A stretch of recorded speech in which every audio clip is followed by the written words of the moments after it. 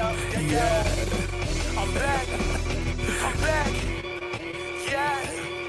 Love, crazy ain't the great nerdcore rap guy. Got into a dual fate and I just pulled a trap card. Third-rate rappers with a fourth-rate catalog. Destined for the Shadowdome, y'all should never act hard. Flow is so insidious that I need an apprentice guide. Master with the force, peep the context of my sentence, right? Phantom like the Sith is, just don't ask me what my pen is like. They know that I'm the meanest, who you kidding? Bitch, I'm Dennis Nye. Sweet to job, hide-headed, rhymes are Shirley Cole. Tested, you can never twist my metal like the jury goes. I ain't never mad when I push it to the max. I got Chris riding with me, about to turn this bitch to Fury Road. Since animated, I'm the one the crew congratulated. Winners will provide protective cover like it's laminated. Damn, I made this 16 like a guillotine. It's fascinating. If you think that you're ahead, you get decapitated. All that aside, I ain't merely here to rap words. I'm here to tell you who representing for the black nerds. And to remind you, neither one of these are bad words. Biggest living mirrors, they just choose to see it backwards. Who be the leaders of discussion when a topic trends? Dissections got the culture under microscopic lens. Who got the type that you can miss it from the start and make you feel like an expert on the subject by the time it ends? Check the stat, Louis, viewership is mad nice. All these other shows don't seem to cut it, that's a bad slice. Off the books with unscripted jewels you can't write. No vampires, but these interviews on Anne Rice.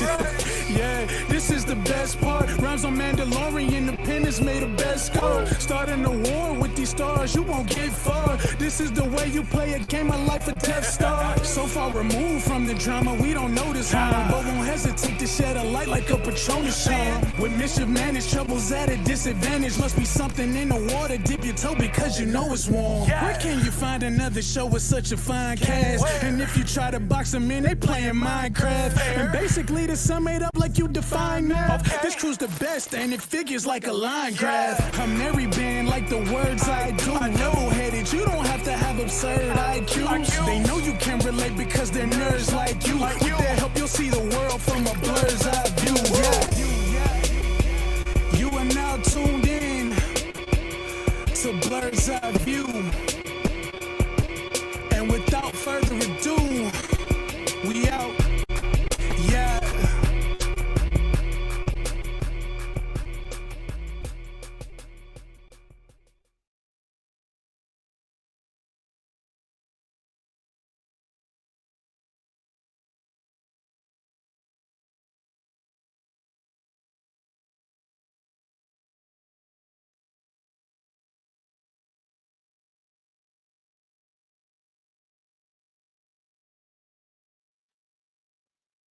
Hey everybody, what's going on? Let's change the layout a little bit.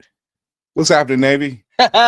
What's going on, brother? How you doing, man? All right, I gotta change the layout real quick. You threw me off for a second. I was like, oh my gosh. Yeah, my computer says, oh, battery might be low. I'm like, yeah, I said, well, no, I changed it just a slight bit. I said, oh, my computer said, oh, it's running low. I said, running low? How? And I'm like, oh, it's not plugged up. So sir, I got to plug it up real quick. Really? Look, I'm plugged into the Wi-Fi today, and it looks like it still glitches. Oh my gosh! A great lady once said, "Bruh." It's always something. Always something. There we go. I got it now, and once it's plugged Y'all, in. here at Blerd's Eye View, we are prone to technical difficulties from time to time, but that does not take away from the quality of the content or the love we have for all of our fellow Blerds out there who are sharing in the journey. And there we are, plugged in. Now we're good. Hey, there we're good. Still glitching. Don't know what that's about, but whatever.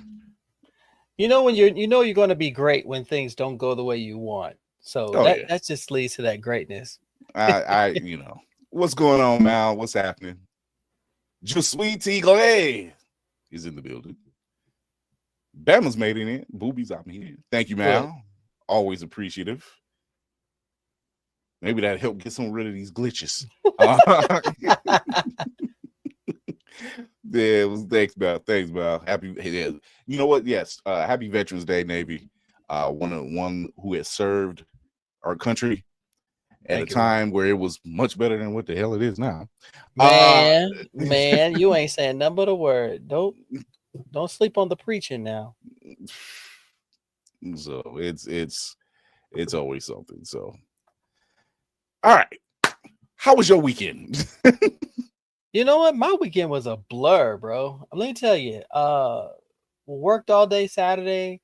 Sunday, I had the live with one of the actually one of the three teams from Midnight Comics, their Midnight Showcase. Definitely shout out to them. Not too long after that, they were fully funded. Yes, they Midnight Comics. First off, I need to shout out Midnight Comics. They handle business every single time. Right. Every single time. Right. Though they bringing people to the forefront. It's not just. It's never been about self. It's about what the main mission is to put out fantastic stories with characters that we can relate to. So happy Veterans Day to everybody, man. I'm all slow today. I'm so slow today. Man, look, at the job, it was just busy.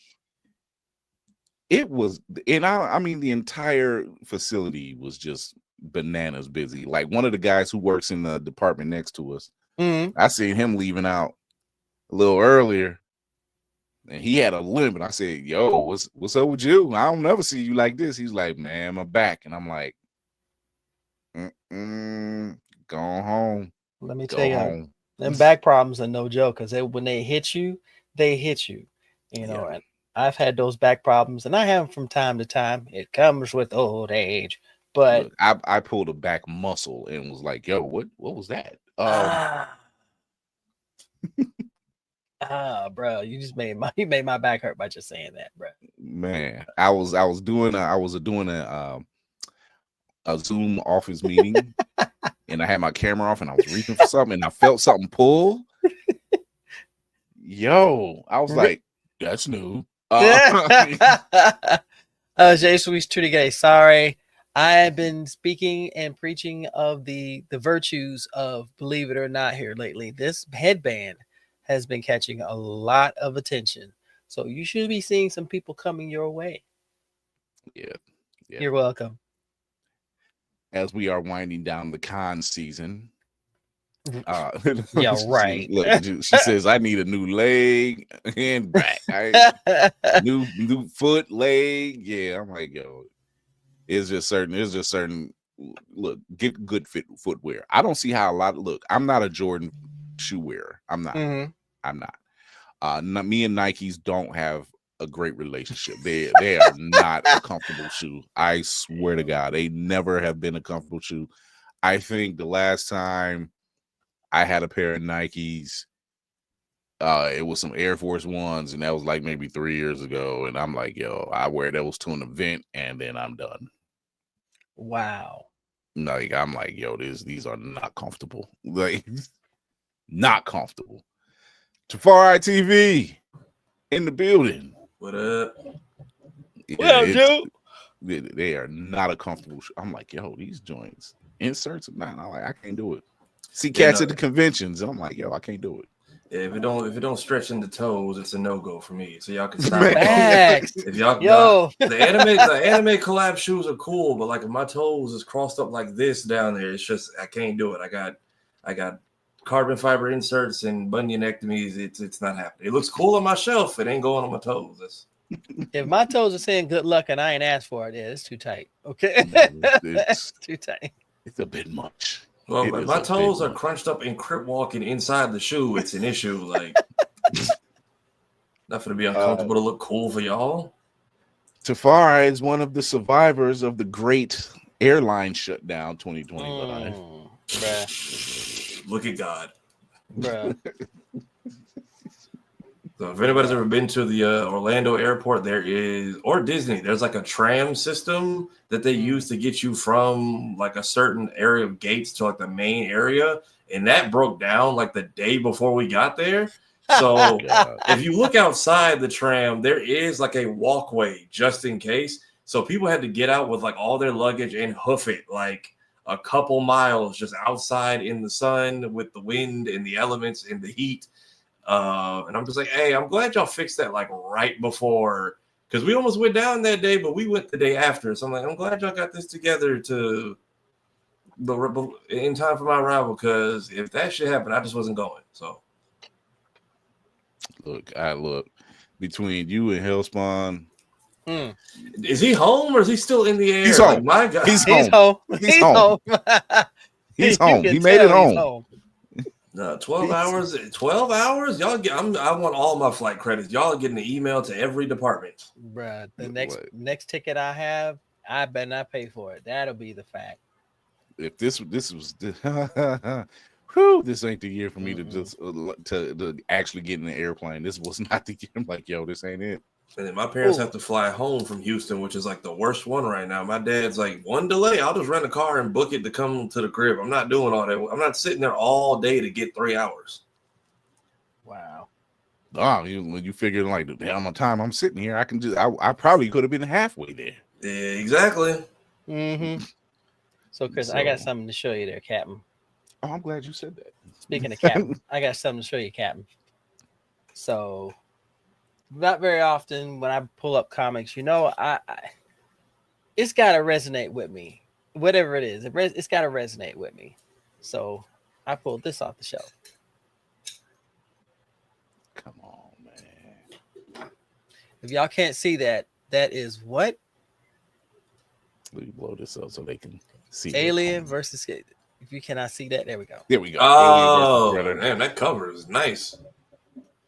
This variant cover is everything. We got it in the store, and I said, "Mine. You will have none of this." By the way, Predator Badlands. I still need How to see it. How is it? Chef's kiss. Okay. Chef's kiss. It's a totally different take on a Predator franchise, on a Predator mythos, I should say. It's telling a different side. Dan Trachtenberg was the director who also did Prey. He's telling it from the Predator's point of view. It's a rite of passage. It's you actually learn a bit about their culture. It's actually really cool.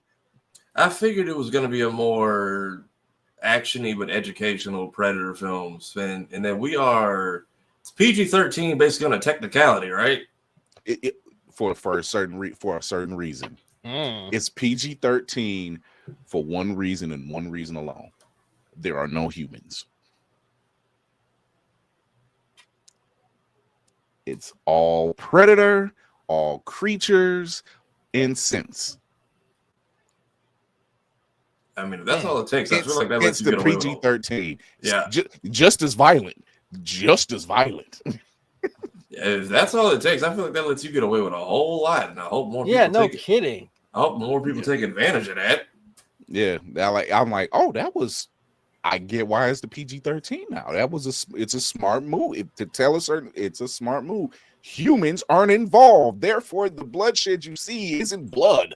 It's not human green blood. Gravy. So yeah, it's really good. I heard Tafari, I heard you said The Running Man was good. Yeah, The Running Man was they wasted zero time. They got like that movie. It happens. You get right into what's going on. They waste zero time explaining the plot and basically setting up this whole has been. So Rest up, kid. Sweet. Oh, bless her heart. That's the hello before the nighttime goodbye. So. Yeah. I wanted to see Running Man, especially when I knew it when it came out. I saw the trailer. I was already transfixed. I said, I gotta check this out because I was a fan of the original one. I would actually attempt to go see it probably next Sunday.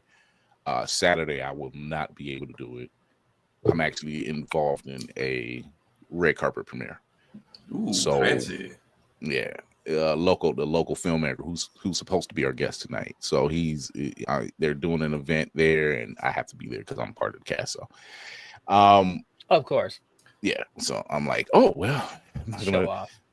I'm not gonna force the movie early in the morning. That means I gotta force myself to go to sleep the night before. I can't do that. As y'all can see, we're all over the place, but we still gather here twice a week to let y'all know, like we're alive and still standing for now. But yeah, thank you, Allied, for that. If you need like a fun action movie that like wastes zero time, everybody's bringing their A game.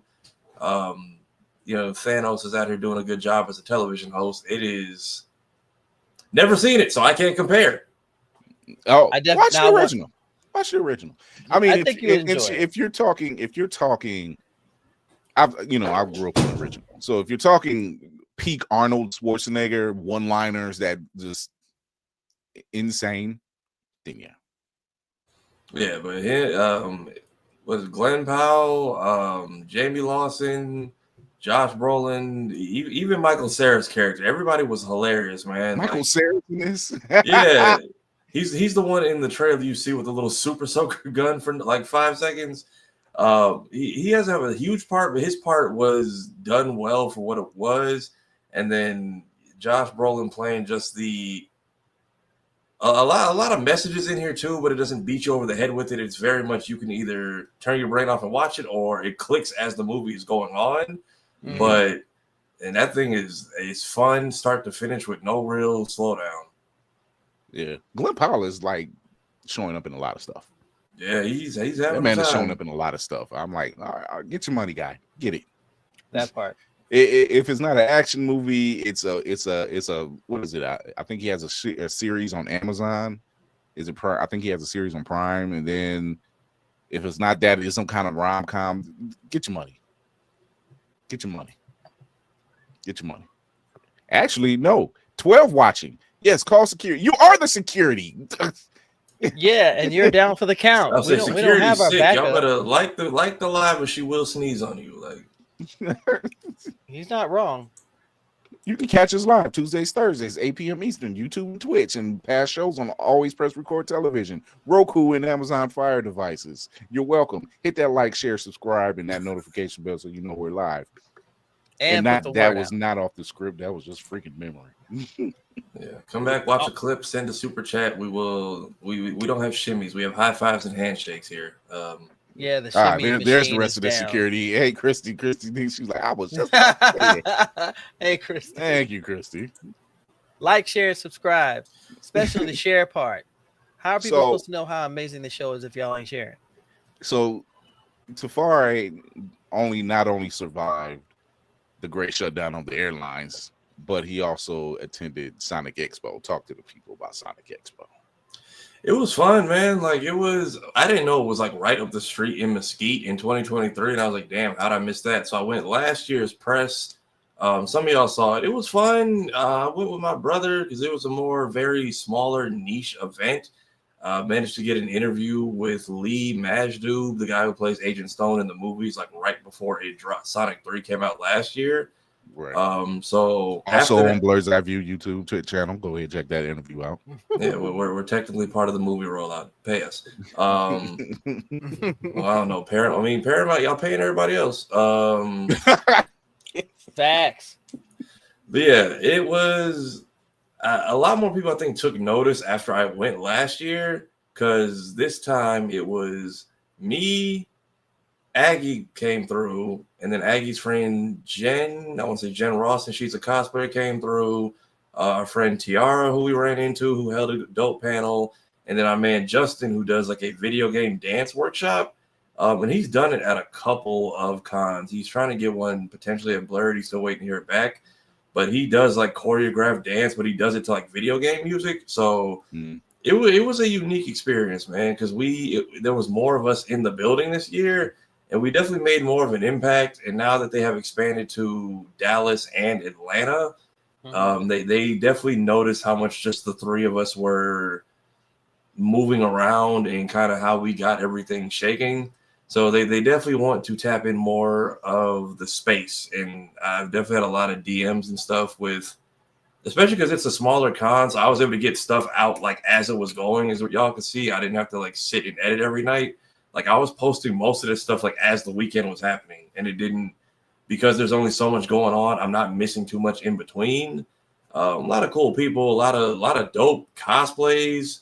What is it? I got to see a Sonic Paradox panel, which is a short series that has been around since like I was in like elementary school on Newgrounds, and I guess they got the band back together to put more stuff. So, and then getting to interview Devin Mack, who was a real chill dude. I'm glad this was his first. This was his first time in the States as a guest, and he got to basically be this as the headline. Yeah, because he's Canada based. I found out, so like he's in and out of Cali a lot. But as far as like voice acting, this was like his first time as a guest or not helping talent at a convention. So okay, that's awesome. Okay, so I take it he enjoyed himself. Yeah, he had a lot of fun. His table was big. Like that's the thing, because it's such a niche event. Their tables are never not busy, which is why last year I didn't really get any interviews. So I was like, all right, press was cool.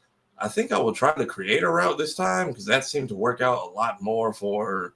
Shout out to our homie G to the next level because I know he was able to steal some time. And it's more of a fan run event, so they are still dealing with a lot of growing pains. There was a lot more people this year, so they definitely needed more. They underestimated how much staff they needed, which isn't a bad thing. They just didn't expect it to sell out like it did. But because everyone is there for one specific fandom, them tables were just jumping the entire weekend, and they never had a break. So it is hard to pull them away at moments like that unless it is for a panel or something or a mixer or something specific. And all the Canadians had to leave like early Sunday because their flights are also a pain in the ass to get home right now. So wow, some of them had a day or a day and a half plus of traveling they had to get ahead of. So that's wild. I think this is something that we live in some very unprecedented times. Yeah. And for people to now that's going to the convention, good thing it's the con season is winding down. That's the plus side. Is it really? Is it? But so what is even coming up? But now we have the holiday season. So it's like it goes from one con to another con, just a different definition. Right. So it's like, do we really need to fly to Aunt Sally's? Like, nah, she puts kitty litter. She puts cat food in her Jello. You know, or is it like, I can sit that out. Bruh. Yeah, I ran into a few people out there who do watch the show. Like one dude gave me a button. I cannot say it for the life of me. It is, I want to say Amway Anime. It is ANMW. I think you know who it is. Oh, you're talking about Corey. Corey from Corey. Yeah, so Corey gave me this button and then was out just giving out free shit all weekend. So, and then Corey came through on Sunday and gave us all another button. And then gave me a slap bracelet that is around here somewhere. And then more, and then a wristband. Corey was just giving out free shit all weekend. So, and then somebody made this little Amway Anime, yes. Yeah, and then somebody made like a painted 3D printed version of the little jet boards from Sonic Riders. So a lot of cool. And it was my sister's first event too. So I wanted to take her to something that was more artsy because they had like a free drawing room and stuff like that. And she's getting into her more artistic side now too. So I'm like, this is something simple and easy for her to kind of explore, especially with a super heavy neurodivergent fan base I'm still learning about. But I'm like, yeah, these will definitely, you'll fit right in here. Like everyone in here is drawing their own things and making their own stuff and selling their original characters they came up with. Somebody bought a cutout for $800. Like do not doubt nerds with money. Damn. Even in unprecedented times, people find money somewhere. Because they were like legit doing an auction. I'm just like, they were doing it because they were just like, how much money can we get? And somebody was like 800. I'm like, that character hasn't even been on screen. It is strictly comic. I didn't know it was canon. I thought somebody made it up. And it was like, yeah, this one's only in the comics. I'm like, and then it got announced today for the game. And I'm like, did you know something we didn't? Because I hope it was worth it. Also, are y'all hiring? Like, where are y'all getting all this money at the end of convention weekend? Y'all got $400, $500, $600 to blow on just a standee that they're just gonna print more of next year. But the money all went to charity, so it was all for a good cause. Yes. Now, was the standees was the cardboard stand up was it signed? Was it autographed? One of them was. So the one, shout out to Pete Capella, who I got to meet this weekend, who plays Silver in 06 and some of the earlier games. He actually came out from backstage and was like, "Fine, I'll sell myself." So he holds up this cutout of Silver and was like, "Who wants to make me cry? Can I see 75?" He was like doing the voice and doing all his voice lines, and then someone screams 500. He just goes, "Holy shit!" Sorry, it's like, "Sorry, children." So then, like, for that much money, he autographed the back of it because he's like, "I didn't think it was gonna sell for that much. I just wanted to help out." But yeah, man, it was a time was had. The Blerdosphere. It was interesting too because they told us I was a part of the most liked and engaged with announcement when they were pulling up the creator roundup, and I'm like, it's cut between me, Aggie, and Justin because it brought in a lot of a new audience. And I'm like, well, everybody here kind of they kind of know who all these people are in this community, whereas we dabble in so much that when we kind of came in, it opened the door to everyone outside and then everyone inside to where we're from. Which honestly, we were shocked we got in because I'm like, this is kind of a con for Sonic people where we are just people that happen to like Sonic. So nice to know, like, it's not that strict with getting in, but it very much bridged the gap that we didn't even know was there when we showed out. So Nice. Now you said the convention's been around, what, 3 years now? I want to say possibly 5 or 6. I know it used to just be like one of the smaller airport type conventions, but so I found out in 2023. So it's technically it's infancy stage still. Yeah, so I mean, they had a bigger turnout this year, and then some of the stuff we were involved in got a lot more responses than they were expecting. So, and they were just like, "Yeah, we had no idea." I'm like, "I didn't either." It's because like when y'all were naming these other people, everyone just already knew who they were. But when we came in, it was people who didn't know us, people who did know us, and a lot of a mix of in between. So it's less recycled likes and more exposure. So we're trying to help them possibly gear up to bring in more people we know, especially because they do have one in Atlanta now. I'm like, there's plenty of people who would just make that trip and drive over there. So like Ozzy with his art. Shout out to Ozzy Virus. Yeah, and then who I still have his piece to do a giveaway. So yeah, and then of course headband based stuff was popular. People was asking about like where they can get the stuff and if they should vend there. And I'm like, we can talk to them. It's just this is still new to people. And then Devin was cool. He was I showed him a little bit of what we've been doing with Blerd Station. He was very much interested in it because I think Canada's kind of in the same boat we are right now. So any place that they can, he liked the animation showcase. He liked what we've been doing. And then the interview, I'm still in the middle of working on it now, but it was cool because in 30 plus years of the franchise, it's literally just been him and Jaleel White. So. Wow. Well, it's good to know that they have steady work. But at the same time, that's one way to put it. At the same time, so we're going to take a quick break. We're going to come back. We have our guest, Michael Stafford of M Staff Productions, who's a local filmmaker here, and he has a project that's coming out that I am glad to say I had a part in. So we'll be right back right after this.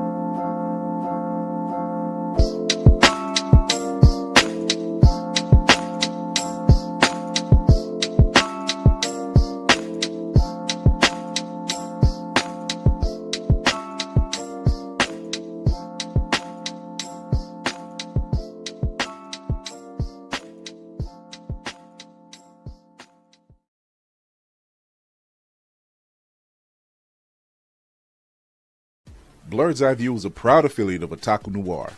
Use the code Blerd's Eyeview for 10% off on all items. With a different nerd-themed box filled with items made by talented blerds across the country, you surely will not be disappointed. Go to otakunoir.com. Otaku Noir, the #1 Blerd mystery box company.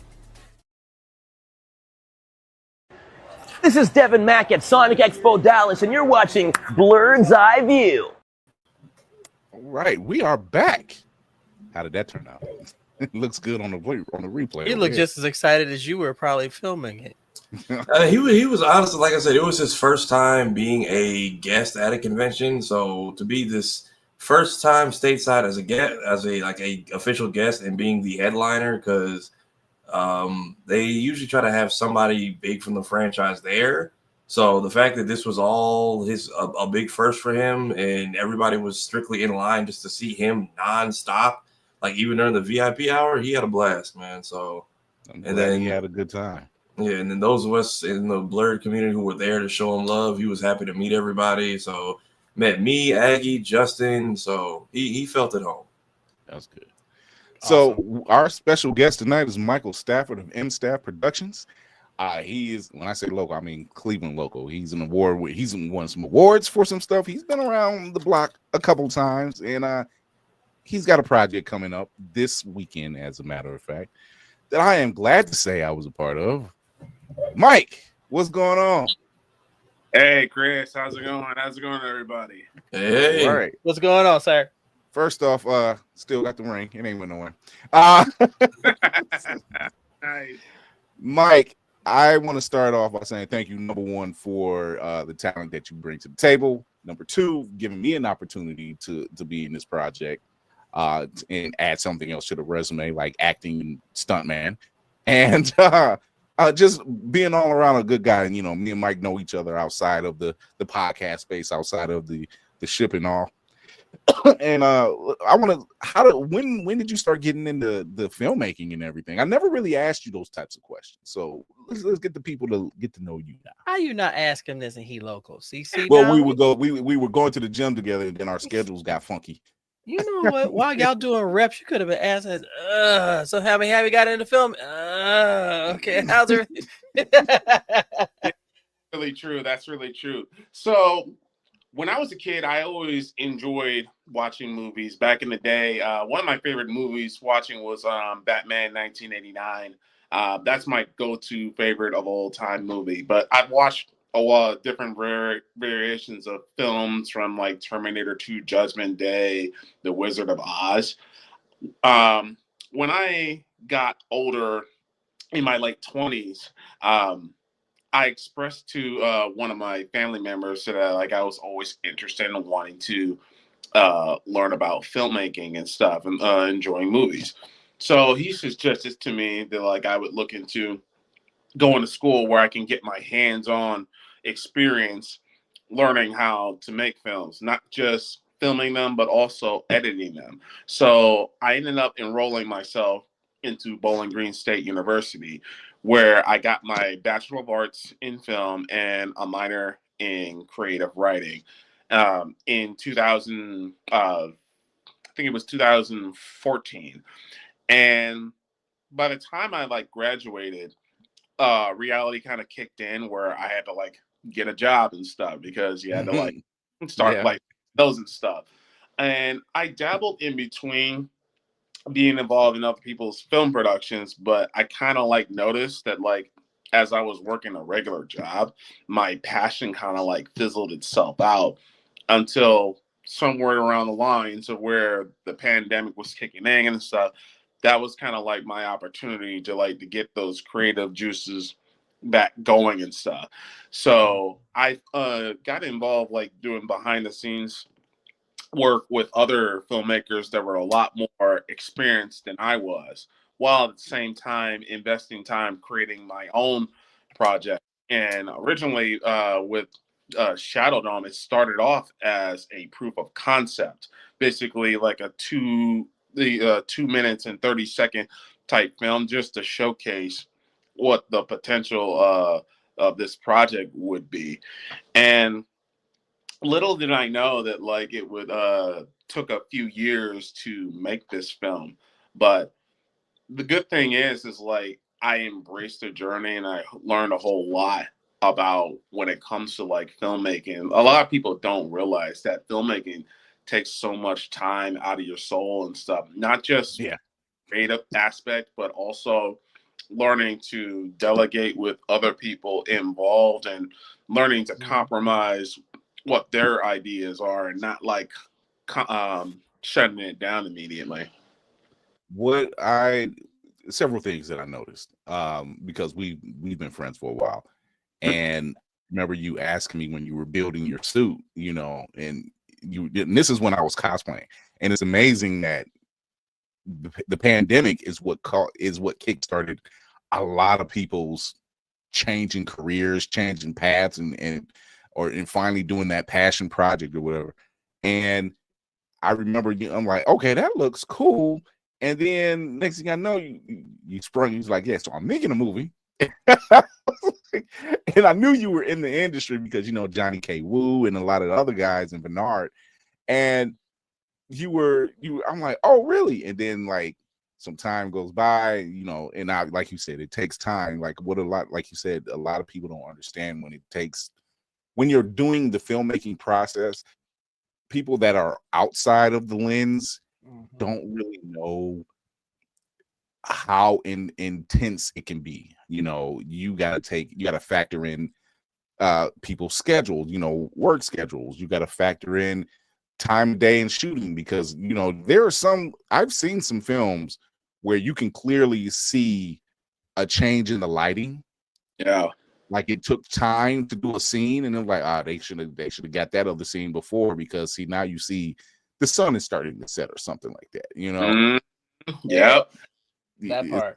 Stuff like that, or even writing, the writing process alone. You might go out and have an entire script done, but then something happens, and it happens while you're shooting, and you might want to change something. It has a better look if I did it this way, if I had this character act this way, or give a different type of motivation or something like that. So are these things that you really came across and said, took note on and saying, okay, being on the film set and then actually filming for myself, did you notice those things? Yeah, most definitely. I think that like one of the main things I was concerned was filming my project at night. And lighting is truly, truly necessary when you're filming a project at night, because like when we go outside, we have like enough light in our eyes to like to see our peripheral and stuff.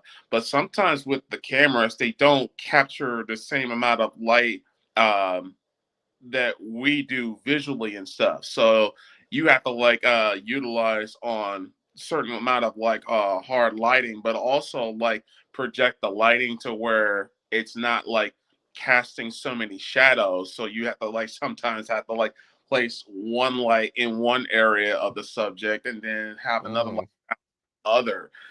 If you don't really like know that stuff, it's really really important to do that. That was like one of the biggest concerns that I had was like filming at night, because we were filming at a park where there was no like street lights working inside the park. So we had to initially work on like having lights that were like not only had a good source of power, but also that like it was also wireless, because there wasn't no cord to like plug this in. So improvisation is a key factor. Spinning on your heels, turning on a dime, the whole nine. Nave, you got a question? First of all, sir, it's an honor to have you on here. Chris Appreciate has been excited about this, especially this project. With creating this studio, with creating everything that you've done, what has been your biggest challenge to date?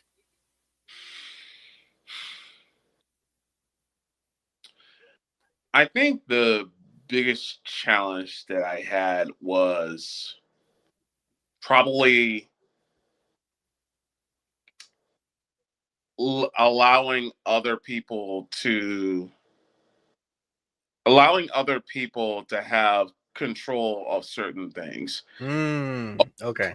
Because like the years of like I spent so many years working on my films, and I had like I had some people that would help me with the projects, and sometimes it would be either like 2 or 3 people involved in my film projects, and a lot of times I have a tendency to work within my solitude. And sometimes I'm usually comfortable working within my solitude. I could literally spend like either like 4 to 8 hours behind an editing software and start just editing a project that's like in front of me. Mm-hmm. So I had to literally like learn to ask for help when needed and when it's like absolutely necessary and stuff, and like trust people to like to follow through to meet my needs basically. So that's kind of like one of the biggest things that I had to learn, but also like learning how to manage myself, especially during like post-production phase, because I'll spend like maybe like 4 hours editing and stuff, or either like spending at least more like 8 hours, but like sometimes like I have to learn how to like break myself away from that project because I'm only human and I got other priorities that I have to consider, like family, my health, and so forth. So I had to like learn about like allowing other people to like help in when they can and time in.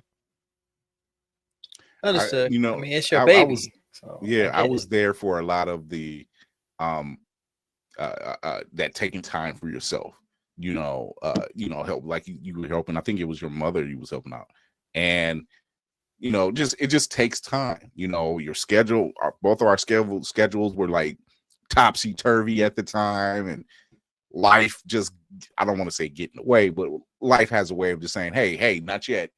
I need you over here for a second. It was just one of those things, and we see it whether it's like in filmmaking, we see it whether we doing our shows in everything, because what we want is the passion that we're working for is what we want to pay us, because then we won't mind doing the 4 hours of editing. We won't mind, oh man, I'm up to like 3 a.m. because I was doing clips. We won't, because guess what? We get paid for it. Yeah. You see, like you're getting paid for it at that point. But the good thing, like the way I look at it, is that like you are basically getting compensated in some capacity because of the hard work that's like putting into doing these projects and stuff.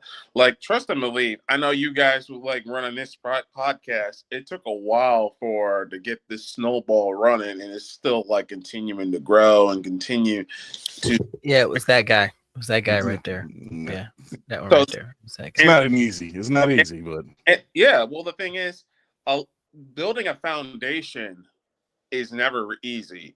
Like, starting your own business is never easy. Starting your own family is never easy, and it's never really expected to. But when you are like self-assured of like what you're doing and stuff, it makes it a little bit more, you become a lot more stronger knowing the fact that like it's not going to be easy, but you're also like setting an example to other people, showcasing them, like if you stick with what you're passionate, eventually you're going to get greater results in the end. And that's what I usually look forward to this project, because this you're absolutely right, this project is my baby. This project is my spec work, showcasing my potential, like what I can do if people will hire me to do video projects and film projects in the future. Tafari, question. So I mean, how excited are y'all for this red carpet? What was it like putting that together for now being on the victory tour for this finished project y'all are putting out? It's definitely exciting, but at the same time nerve-wracking. And it probably won't kick in until maybe Thursday or Friday, when I realize the date is getting a lot closer and stuff. Wow. This is going to be like literally my first time showcasing my work on the big screen, and a lot of like hard work, dedication, because I spent a lot of time working on other projects with other filmmakers and networking with other people and building relationships with them. So with these people that got involved in my project is pretty much a combination of all the hard work that I put in over the last 2 years of putting this project together just to showcase to them, hey, this is my story, this is my project. Imagine like what would happen like if I continue on and do more films like this. All right. So before I show this clip, let's talk about Shadowdome, the Warrior of the Night. What is this movie about?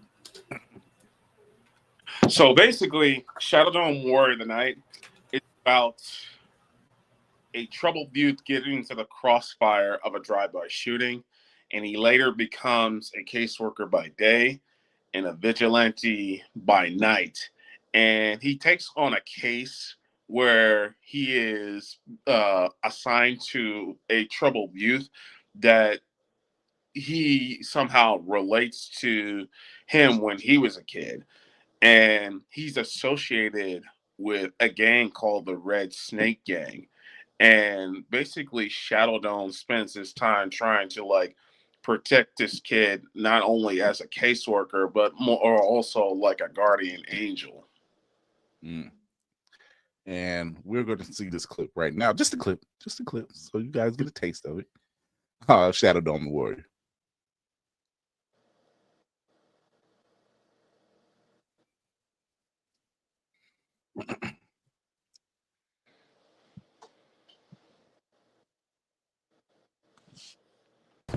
Back. We might have to call SWAT in this.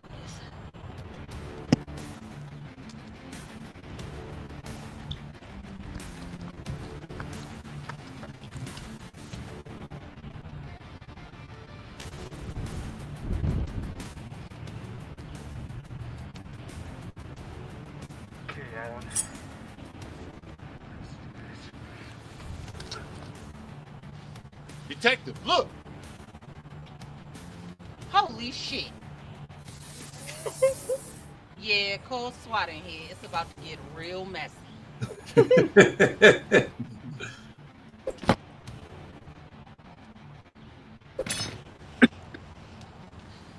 Yes, this is Detective Jasmine Banks calling in for a SWAT team.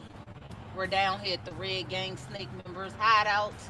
There are 3 people inside, 2 extremely armed and dangerous, 1 potential hostage, could be more people. I'm calling all cars and I need extreme backup. Thank you.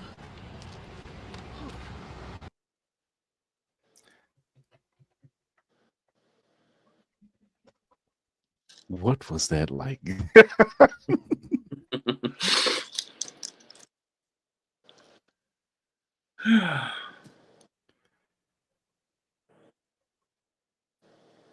Okay, there we go.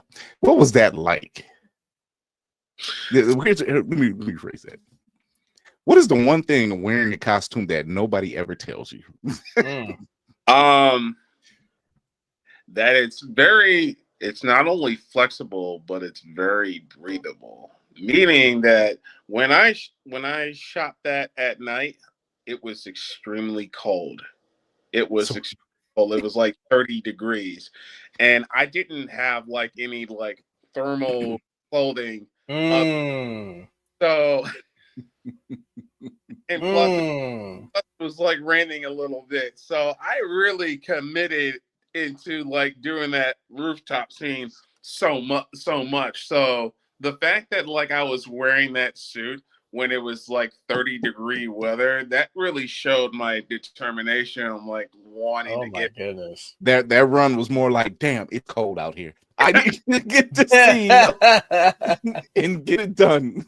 There were so many times when I had to like do numerous takes where I had to like wait for the rain to stop. And then when I was getting ready to film, and then it started like pouring once more. So I had to like time it in a way where I would get a good enough amount of time to run through one side of that rooftop to the edge of the building. Man. Wow. David, you got a question or a comment? Incredible. Honestly, anytime you can see a project like this where you can enjoy it, you can see the campiness of it, but you see the genius behind it, it's worth watching and then tell your folks about it. So I'm honored to have seen that clip. Just a clip. Just a clip. And yes, I want to be part of the entire process. So, sir, if you need someone who sounds like this on the phone and they can't understand what nationality I am, by all means, please bring me on. I work for food and comic books. That's Alderman Montel for those who are not Alderman. That's awesome. I'll definitely keep that in mind. And like he rubs elbows with the mayor in the ilk of the politics of that city. Yes, the citizens are below me, but I will keep my finger on the pulse of the city, right, Mr. Mayor? Wonderful. Thank you, sir. What you got, Tafari? I mean, what inspired the look for the like just the costume, and then who how did that end up coming together? Did you have like a 3D printer friends, or was that just something you sketched out and was like, how can I bring this to life, or what was the background on that? So when I originally came up with the suits, I had the idea of like wanting to like wear a mask and stuff. And originally, when I first created the suit, it was definitely just a combination of like different things. Because besides with the fact that like I had like the spandex suit, the spandex doesn't really like give out like as much detail in terms of like of practical. So I had to like add like different things to the suit, such as like the elbow pads, knee pads, and also the chest piece that was also on there. And actually, believe it or not, that mask originally, if you like take away all the black, it was actually from an avatar character from Fortnite. I forgot what the name of that character was, but it was a mask that had like the spade on the left side. You may not be able to see it because you had to like look at it, like get like an actual close up of it. But I wanted to have a suit that was resembled like stealth basically, and look dark and menacing. I think you definitely got accomplished that with that with the entire look of that entire ensemble. I do have a question. The scene that I'm in, that building we were in, whose Hummer was that? No, because there was a Hummer sitting there that you clearly could tell had been sitting there for a while. It had collected dust. It had I think all four tires were flat. And I was like, whose truck is this? Because it doesn't look like they're coming back for it. And so it was like in a warehouse setting, and I'm like, I'll gladly have it towed. I'll take it. I was like, probably hiding from the repo man as it is. Your guess is probably good as mine. I'm assuming that it was probably like the owner of the building, but like the thing was is that Hummer really kind of like really like established like the rest of the game and your character too when you really because it's kind of like you couldn't have any better prop than having a Hummer behind you. Yeah, it was an all black Hummer just sitting there, and I'm like, this is interesting. I love it. Let's shoot over here. No, but this I'm actually looking forward to this because I know this is a passion project for you. You've been working on it for a while. And not only just because I'm in it, but, you know, I was able to walk away, you know, he's like, I remember Mike sending me text. He said, so, you know, this is not a big budget thing or anything like that. So you have to provide your own costume if you have it, and, you know, your own gear and everything else, which was no problem because I had a trench coat. I have a red polo. It worked, you know. So, and to go in and be able to do that and then do my own stunts and then go home and I'm like, my wife was like, you did your own stunts? I said, yeah, I'm an actor and a stunt man now, baby. And I'm doing it all. And so to have those opportunities and be able to do something like that and just add something to the I'm famous. Yeah. Yeah. I may not be like Hellspawn at this point, but I'm Oh my goodness. Whatever. my man out here dressed as Predator and shutting it down. So, all right. But yeah, and Disney's getting word of that, so they're doing some things. So, I really appreciate you doing something like this and having this passion project. And you know, like you said, you've been working in the film community of Cleveland for a while, you know, and so knowing certain individuals that work around here, that film around here, and there's a lot of networking events that's in the filming community that's around the city. So it helps. It really does help. And it was even more, you look like us. So you so it's like you have a project that nobody else is doing, you know, and because you either, don't get me wrong, having a hood classic is fine, but maybe you want something different. and I'm glad to get that something. I'm glad to be a part of that something different. So appreciate you. Well, the unique part, like when doing this project, I didn't just want this like project to be resembled with like Troubled Youth being like hood. I wanted to like to create a character and a story where like anyone can like really relate, because there's a lot of like themes that like takes place in this film, especially like when people watch it. There's like certain themes such as you know, with gun violence, troubled youth, and everything, and you know, people that go through such tragic tragic traumas and stuff, and like learning to like overcome those traumas and not like become part of a statistic. It's like, as I told you before, Shadowdome, when he was a kid, got gunned down. Great. You probably would have to imagine like if like a kid got gunned down, and like a lot of things could like take place on that child's like upbringing and stuff, and being angry within the system. But you had a character that like try to like grow out of that phase and want to like be able to like make a difference in everything. But also off topic, when you mentioned about like networking, a lot of people don't realize networking is very important. Networking is not just me expressing my credentials and my accomplishments and the other person expressing their credentials and accomplishments. It takes a lot of time to like try to like build a rapport with people with every single time you're with them, and for each person to like to get to know each other. It's literally a skill. It's literally a skill set, and it's not just within the film community. It's every community that you involve yourself with in the world of business, or like basically in like social gatherings and stuff. So I try to like take advantage as much possible of like networking, building a rapport with people as much as possible, because you never really know when someone's going to present you with an opportunity that's going to like lead you to that next step of where you're trying to go in life. Exactly. Right. Exactly. See it all the time. I look at networking events like the first day of school, and you don't know anybody. You might know someone, but you don't. For the most part, you may not. If you go to enough of these events, yeah, you're going to run into some familiar faces or some people that you become friends with or working partners or whatever. But for the most part, it's like the first day of school, you know, and it's like, do you like Lunchables? Yeah, you're my best friend, you know, and then just kind of roll with it.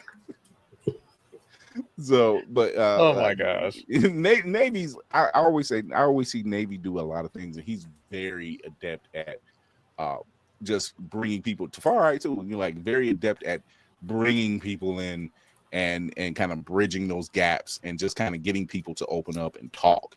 You know, apparently I have that gift. I don't know. I got a little. I get the reserve too, but you know.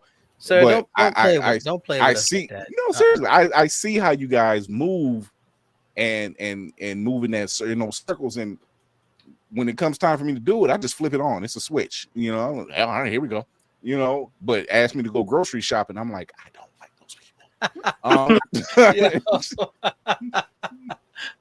That is a serious bruh moment right there. It's like I can sit on the microphone and talk with you all day. How's it going? How you doing?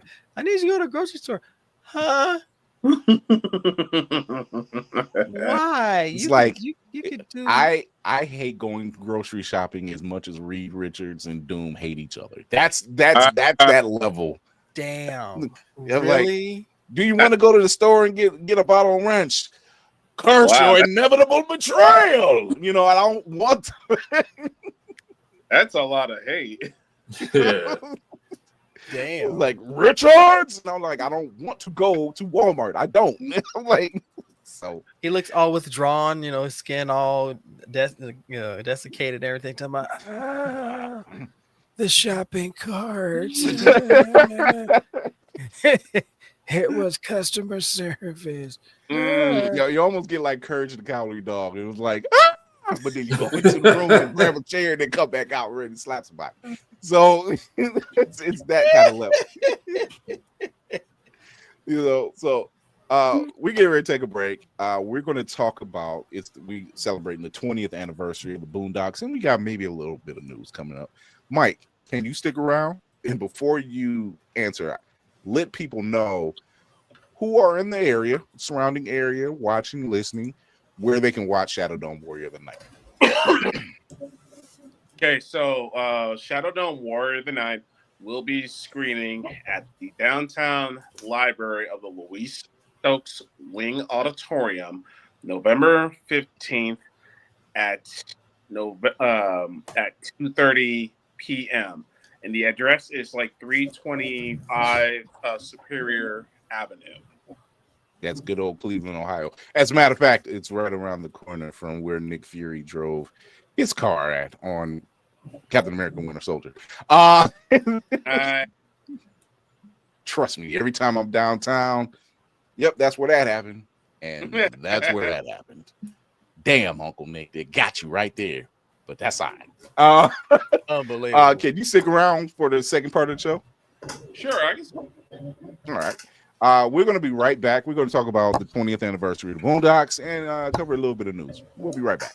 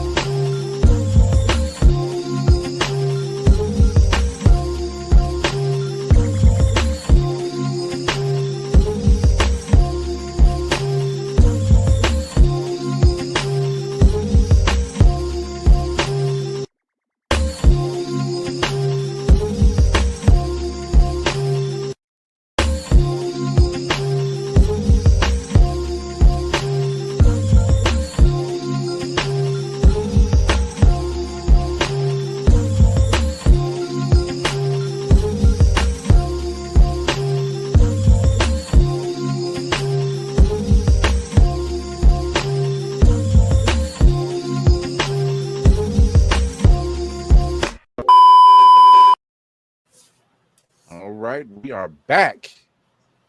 In the news section, V for Vendetta will be coming to HBO as a series, and James Gunn is being tapped as the writer and director, as if that man's plate isn't already full. But what better time to have V for Vendetta? I don't know about you, but yeah. Hey, look, if they're talking about selling WB, just in case they want to play with your job for a third time in a row. Oh, wow. Oh, WB, get it together. Y'all so close. Don't fold yet like the Dems did, or the Hateful Eight did, I should say. Yeah, thank you. Don't get me started on that. Please don't get me started on that. Don't turn Battlefield into the ending of Space Jam 2, because if the Saudis own everybody, it's just going to be... Man.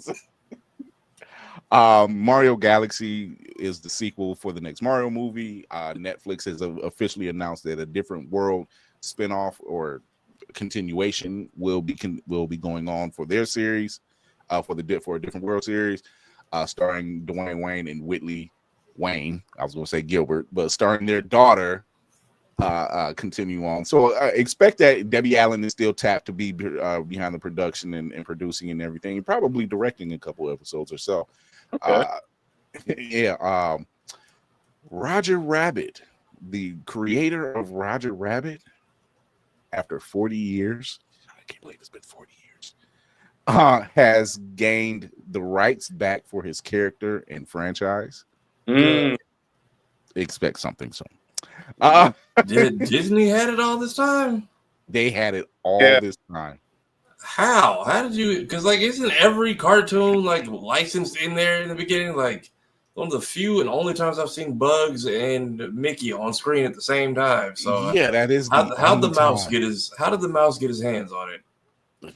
Well, you'd be surprised on like how sometimes with like how intellectual property kind of works, because sometimes a company may have the rights, exclusive rights for a character for about 100 years or so, and then the character turns into a public domain and stuff.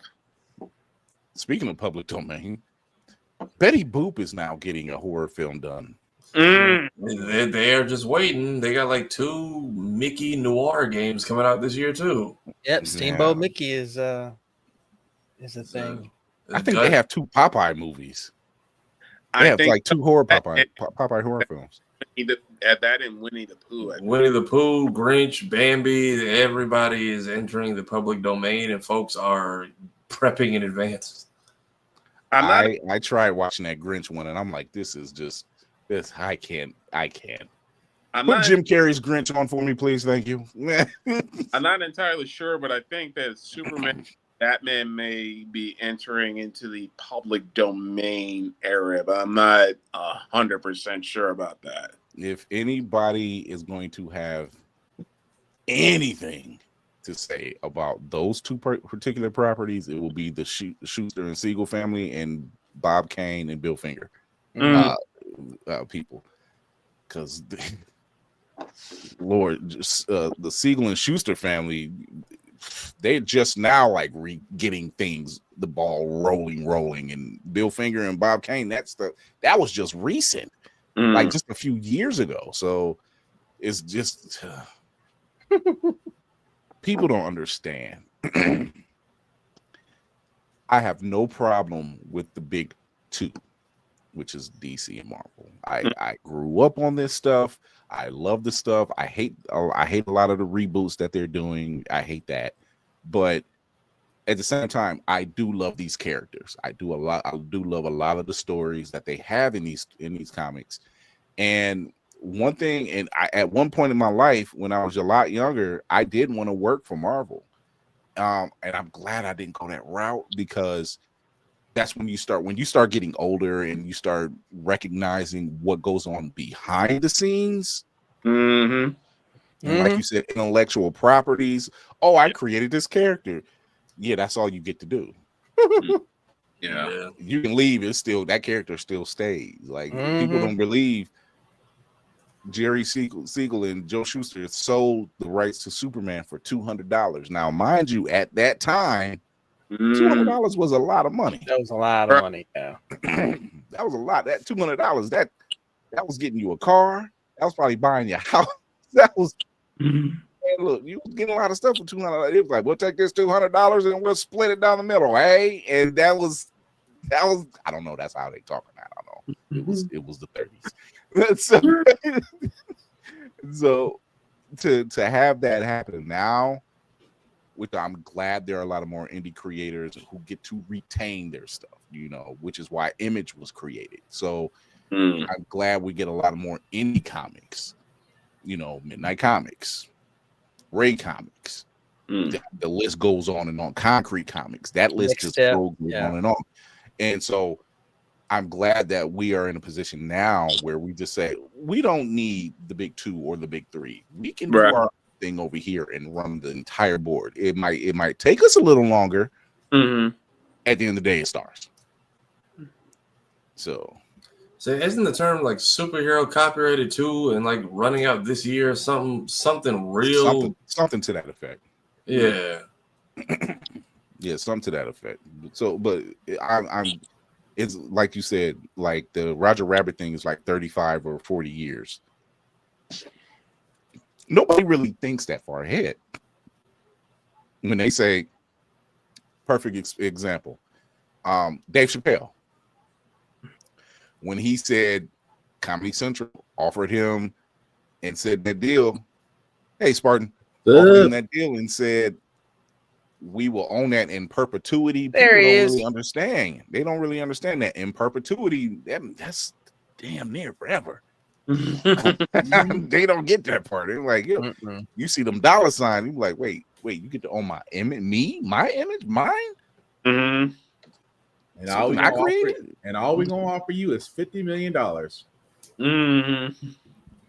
For a third season that was funny, but not nearly as funny because that third season was the great value between between the 5 guys we got beforehand. Oh gosh. So November 6th was the 20th. Was it November 6th? Yeah. No, November, 6th. 20 years since the Boondocks appeared. 20. I did not know it had been 6 years. Yeah. So shout out to, first off, I want to shout out Aaron McGruger, and Carl Jones of Martian Blueberry, that crazy cast of voice actors, including Deborah Wilson. Jesus. Goodness. So there are moments in that show that will always stand out.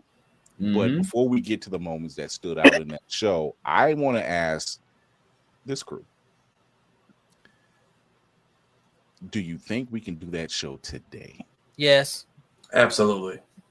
Yes. That is a resounding yes, and I love it. There is no hesitation in that. Yes. Especially since the line has been drawn in the sand since November, we care for no one else's input.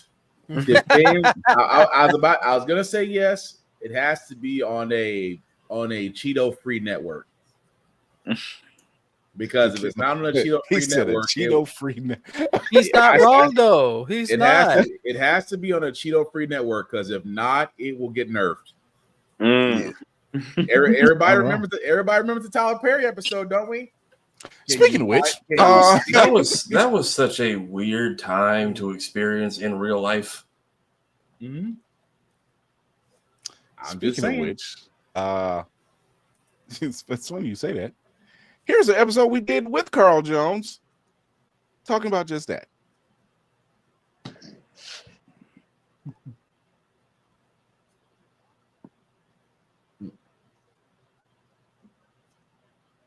But seeing it, like actually watching it, was creating a whole. I'm like, there's no way they put that. Oh, and the boundaries that y'all got to push. Like, oh my dear. Yeah, the boundaries y'all got to push was at that point I was in. I was like, I am all in.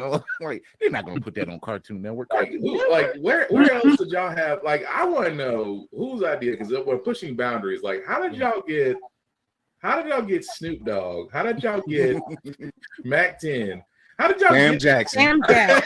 How did y'all get Sam Jack? Charlie Murphy? How did y'all convince these people to, like, hey, come on the Boondocks, we'll give you a character? How did y'all? I mean, I gotta know that. How did y'all rope them into? I guess is the best way I could ask that question. I don't know, man. I think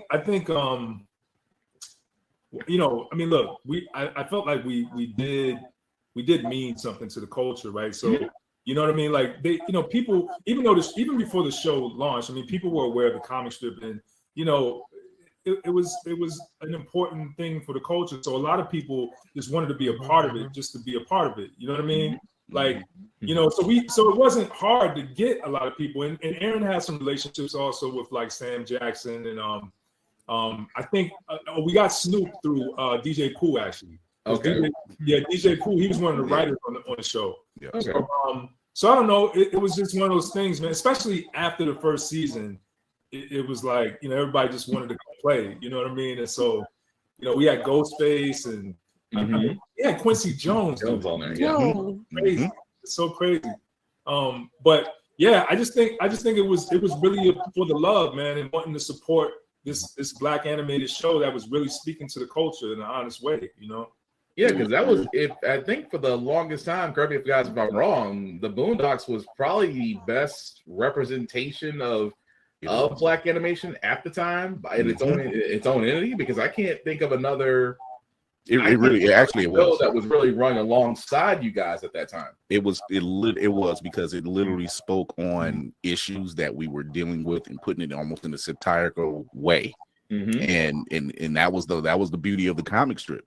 You know, so when they went straight to animation, I'm like, yeah, there's no way they. But I just love how y'all incorporate certain things. Like, how did y'all incorporate the fight? The Luther?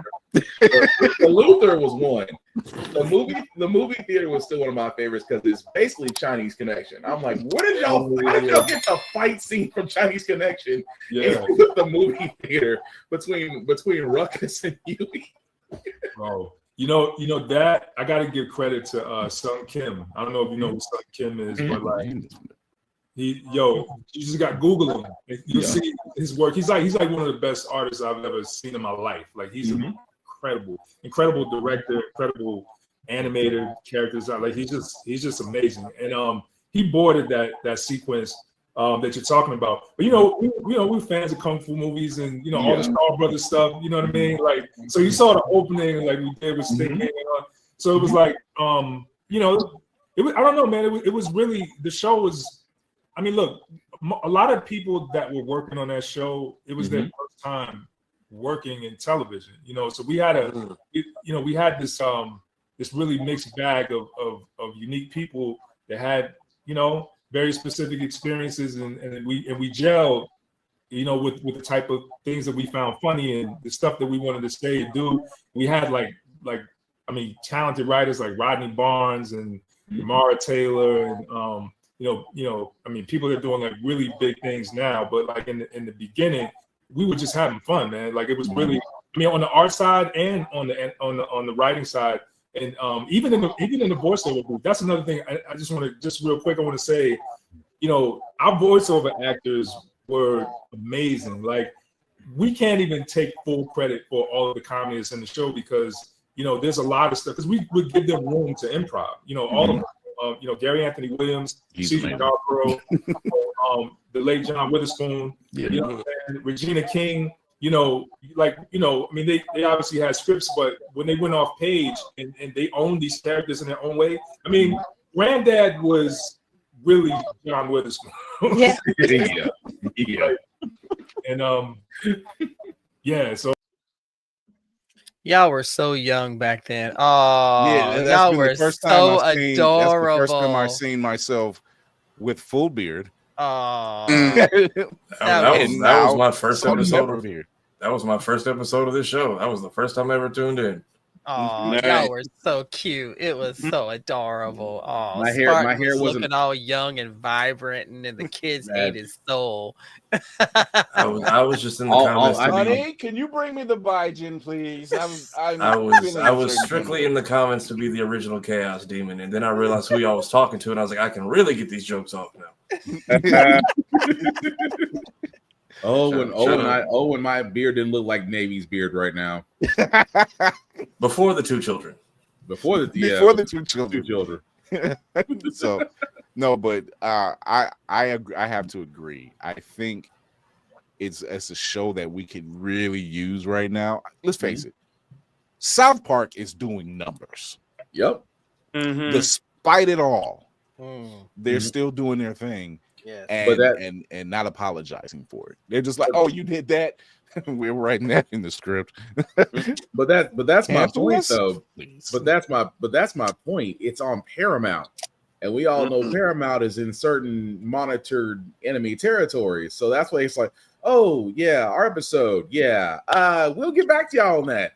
That tells me that you're trying to hinder the process. So if you're gonna do the Boondocks, I believe the South Park creators have it in their clause. They're like, you cancel us, you gotta pay us. So you might as well just let us go. Oh, that amount, that cancellation amount. Whoever was their lawyers, they made it's a very smart move. They were just like, they can't cancel us because we're gonna say and do whatever we want. I'm like, it's a smart move, right? The amount of money that they would have to fork over is crazy. That is, I can retire and do whatever I want money for the rest of my days, and then we found out about that. We found out about that deal the same day that infamous commercial that they played. And that commercial was so gloriously, and it wasn't done by AI. It was all real actors. So wow. That was their first episode of the new season. So yeah. But yeah, Boondocks is something we need right now. We need for our culture. We need that right now. But I mean, there's so like I said, like you said, there is so much ammo to work with right now. If you think about it, the avenues that they could go, and I'm like I said, I agree with everybody else. It's a perfect time for that show to come back, and you can do so in a way to where you don't have to overdo it. The material's already there. You just got to run with it. That part. It's just we got to work around casting is the problem. But what you got, Mike? Yeah. About what, like with the Boondocks and stuff?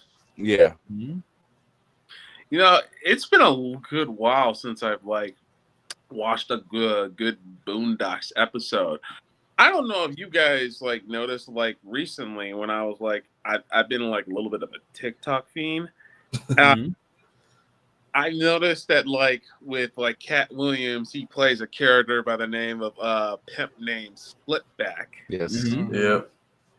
That somehow became such a huge meme on TikTok where people like have remixed his song and stuff to where people are doing like that side dance. Yeah.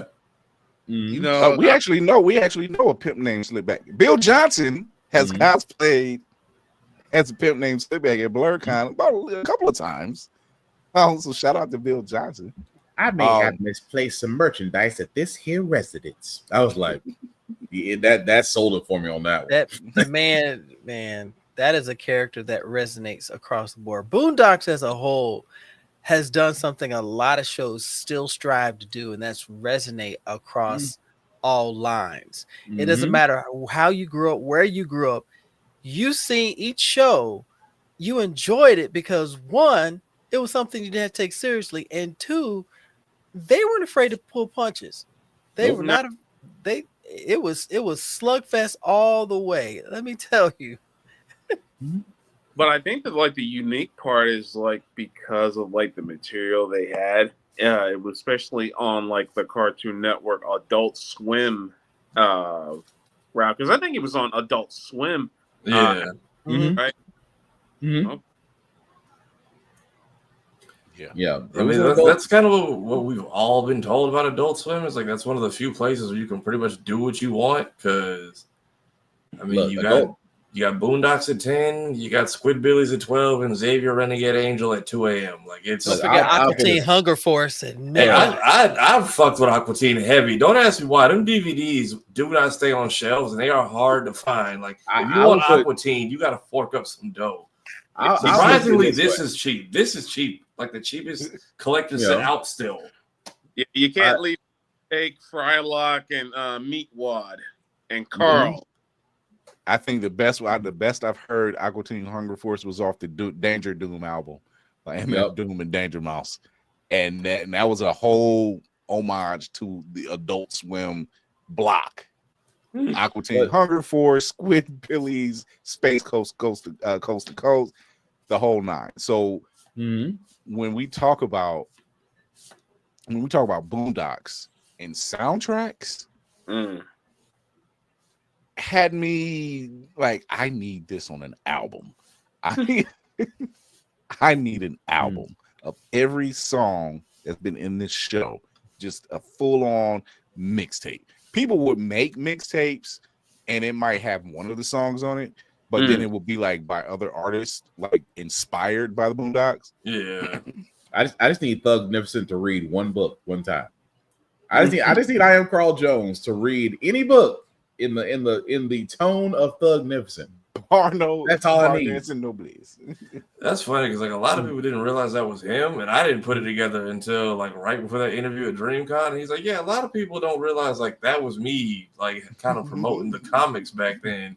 It's like, and now it's come back because it's like I see people. I walk past people playing the audio, not realizing like I was doing Tube Steak as like an early internet bit. They just know Barney's and Nobles is like a joke now, but. Yeah, and I think it's not a reboot or something because I know there's issues now, but I think it's casting, and there was an idea that someone came up with a couple of years ago. It was a great idea actually, and even Jennifer Lewis was on board with them saying, and this was shortly after John Withers. It was maybe a year or so after John Witherspoon had passed, and they were saying, you know, we're picking it up where the boys, they lose granddad, but they go get to stay with granddad's sister. It's their great aunt.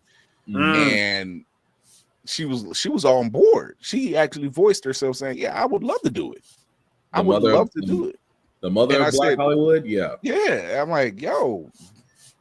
Okay, so you need to talk to Regina King then, right? and then she said, then Regina, then they did go to Regina, and she was like, I would be 100% on board with coming back. And it's like everybody started getting excited, like, okay, Regina said she would come back, and then the person we were waiting to see what he was gonna say was like, nah.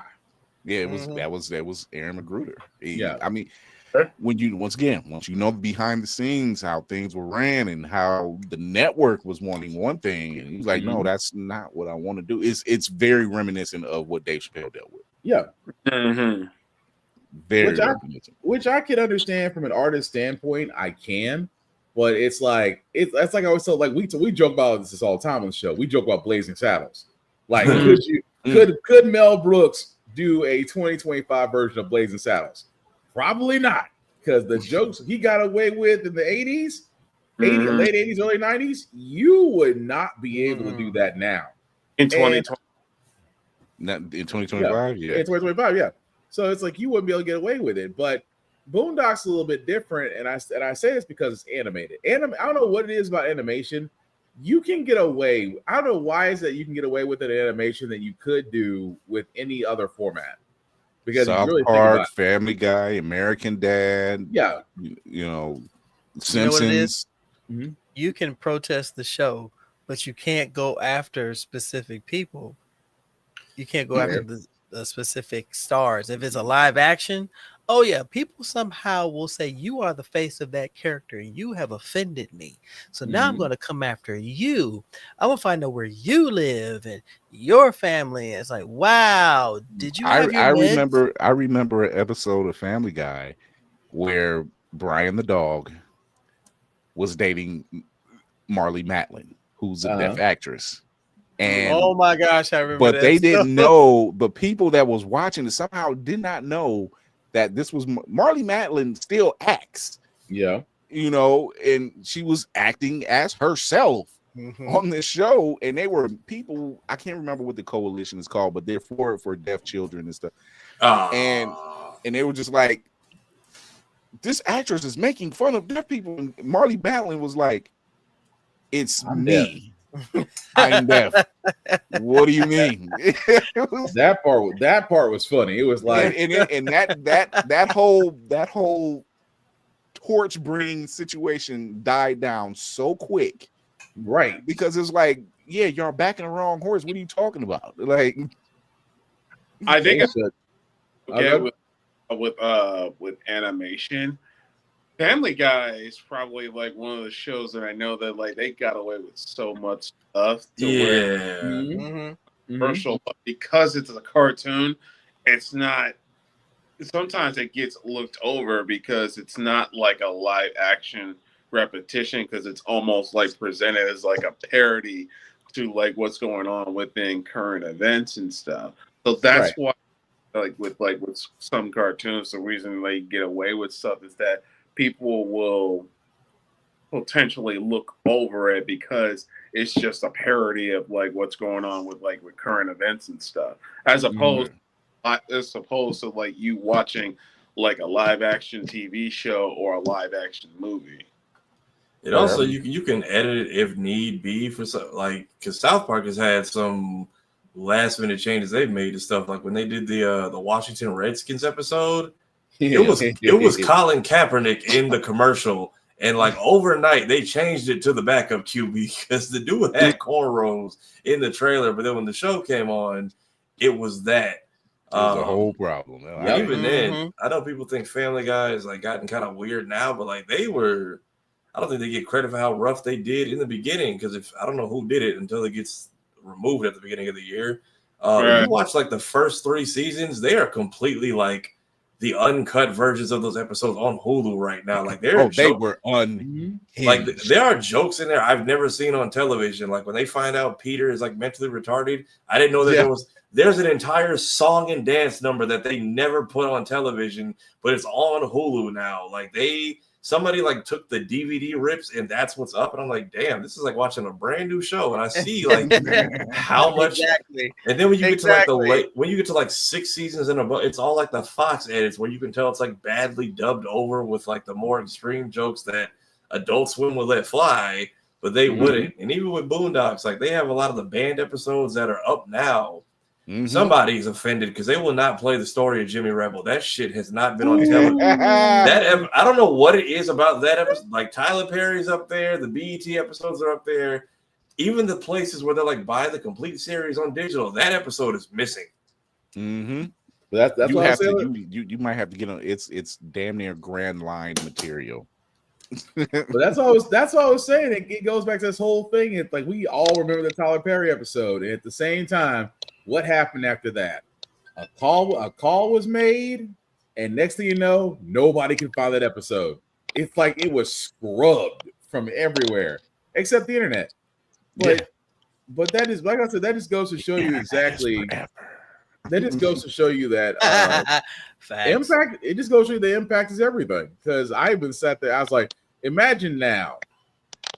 And I hate to invoke his name, but let's just say, imagine now that a certain over 10 individual episode came up with the Boondocks, and let's say you put Aaron Gruder's writing behind it. How long do we think that episode will remain online?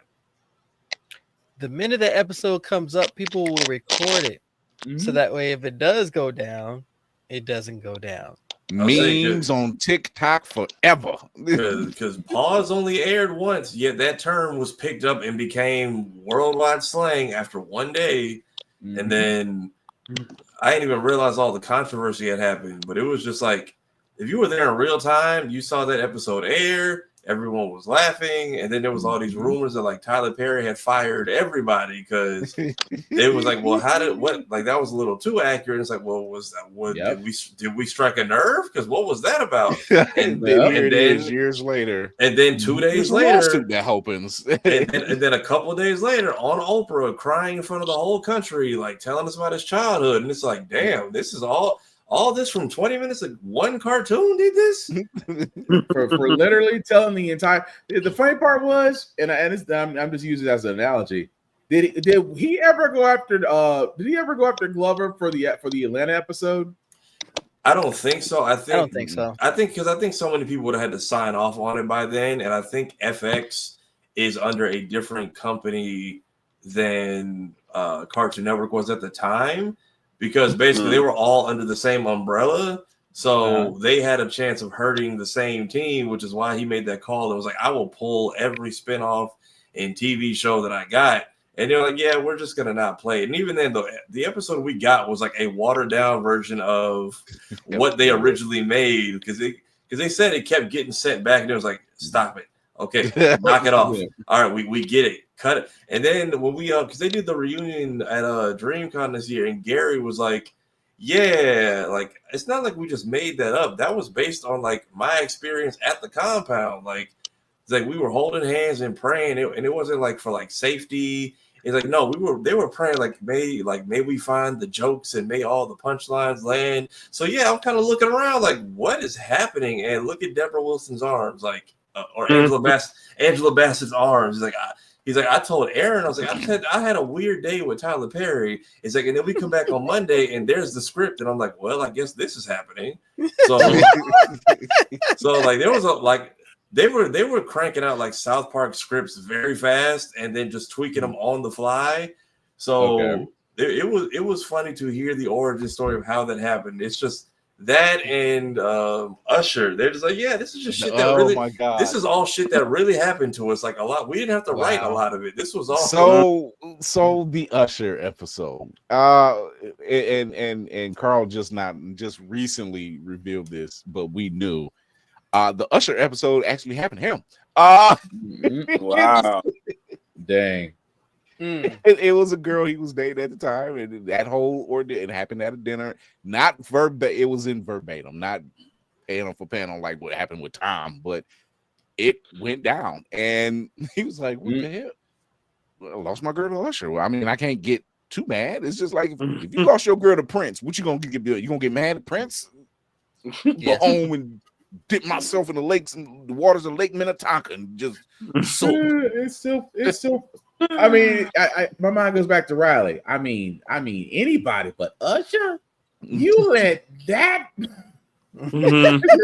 It's like I just can't get it out of my head that how to take it. You know what? They say comedy comes from a little bit of pain, but it dang. It does. Imagine for those who are watching or just not listening, go back several episodes on the YouTube channel or wherever you listen to the podcast and listen to or watch the Carl Jones episode, because there's some moments in that episode that went down. Yeah, just ask Tracy Morgan. That was a wild first episode for me, because y'all had him on and then Tracy calling live, and then the fact that he's like, no, Tracy is just like this. He'll just, you ever been to this restaurant? No. Okay, click. All right. He's like, nah, Tracy, that's he is just like that in real life. But getting to meet the cast this year was cool. If anything, a reunion special is kind of what everybody's pushing for, because Fresh Prince was nice, and then they pulled out all the stops for the Friends reunion, and it was just like, y'all could have did that for the first people over here. And then I think they've done a couple other. I think Martin had one recently. I'm blanking on the names, but I know a few other shows. So between HBO Max and this Adult Swim relationship, and I think that's the only people you can get Aaron McGruder, because he is a real life unicorn. He's somewhere in a bunker, apparently writing the next Friday script. So we will see his work soon. But I think it would be dope. DreamCon was nice, but they literally got everybody they could. Regina is busy. Aaron is just hard to get a hold of. But they very much liked being with each other, liked having each other. Bringing JD out was cool too, because that the fact that he's also technically in the show, and I feel like it's weird that nobody ever brings that up, because I saw it on his IMDb, but when he finally mentioned it on the panel, I was like, so I wasn't tripping, because your name does pop up in the credits, and even with the whole casting thing, I'm shocked that that didn't get brought up. He's in it for all of 2 minutes, but still, you got to be in this show with your dad and this cool cast of people 15 years ago. Right. Yeah. Before we get out and do our sign off, I want to talk about everybody's favorite episode or moment out of Boondocks. Mike, we'll start with you.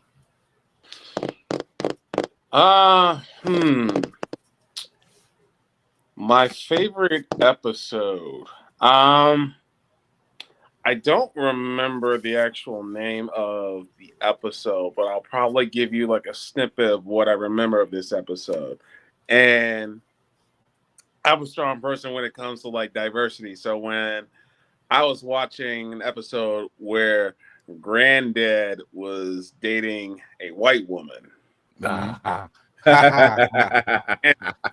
this white woman was a prostitute that belonged to the pimp named Slickback, I believe. Guest hoes coming to dinner is the name. Guest hoes coming to dinner, yeah.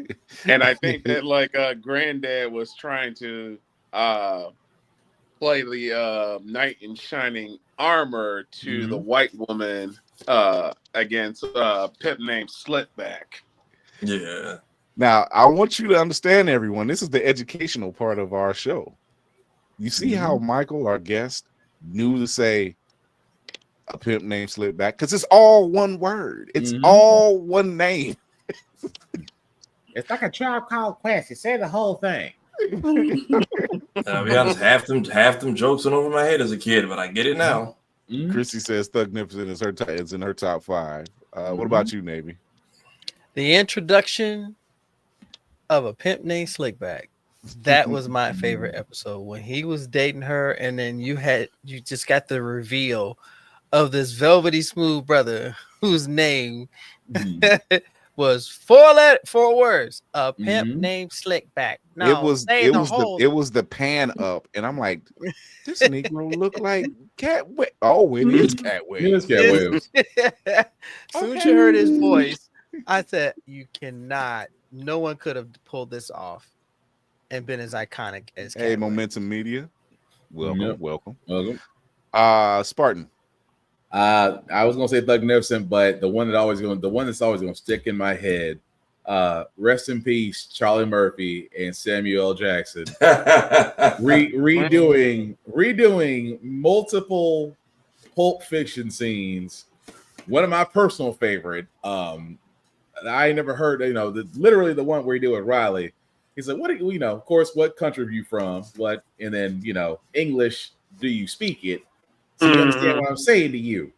And it's like that episode, that one, just whenever the interaction happens, that's my favorite ones outside of Thugnificent, because again, I keep on finding myself saying whenever I'm playing video games, that's right, bask in it. Just bask in it. Just bask in it. What about you, Tafari? So me and my cousin, our favorite one was Stink Meter Strikes Back, but like season 2 is my favorite because it's full of so many gems. Same thing Bama said. Especially because season 2 had the first 2 banned episodes I had on LimeWire, and before it became a quote that everybody used, it was like my hidden gem for 10 years. When I realized now who CeeLo was supposed to be playing, it just sold Huey out for a show on BET. But he gives up on the hunger strike, and he's like, like, what do you do when you can't do nothing? But there's nothing you can do. So you do what you can. And I was like, man, this should have been on television. But I'm like, I get it. Y'all can't just say fuck BET for 40 minutes and get away with it. So, I mean, the show was great. It was a pivotal point in my life. Stink Meter was just hilarious as a character. And finding out that Cedric Yarborough, he's like, so when we came up with the voice, Stink Meter is just, I'm just a bill, just at a higher pitch. That's all that. He's like, that's all that it, like the guy who does. I'm just a bill. He's like, I'd take that. He's like, take that, just crank it up higher with more, and there you get Stink Meter. And I was a big fan of school. He's like, I was a Schoolhouse Rock fan, and I was like, I think I can take that and turn it into something. So, not Chocolate Giddy Up. Yeah, if y'all get a chance, man, we got to interview the cast at DreamCon this year. It was great. Christy, this is the full series box set. So I got Cedric, I got Gary Anthony Williams, I got Yamara Taylor, Rodney Barnes, and then JD Witherspoon up here. So and then Carl Jones at the top. But yeah, Boondocks has been a pivotal in my life because it was like, okay, it's a pivotal show. It's what it was. Because like I'd never experienced black people don't like black people until I got hit with the Everybody Hates Chris and got bussed out the ghetto. Like when I got bussed out the hood to a mostly white middle school, I was like, what the? I was like, okay, so like this at least happened. It happened to Chris Rock, so I'm not crazy. But then one of our only black workers there was this. I just thought if you was yellow with like had yellow eyes, I know what jaundice was. I thought you were just evil. Like nobody had proved me wrong till this point. So we get there, we got this dark-skinned security guard who just treats us like Ruckus treats Huey and Riley. I was like, oh, so they're like people like you exist in real life. What's good, brother? What is up depression is up, brother. Yeah, the fake. Yeah, I didn't The realize fake neighbor. Oh yeah, at the funeral, at the wake. The fake. I didn't realize salami, eggs, and bacon is supposed to be assalamu alaikum. Yeah.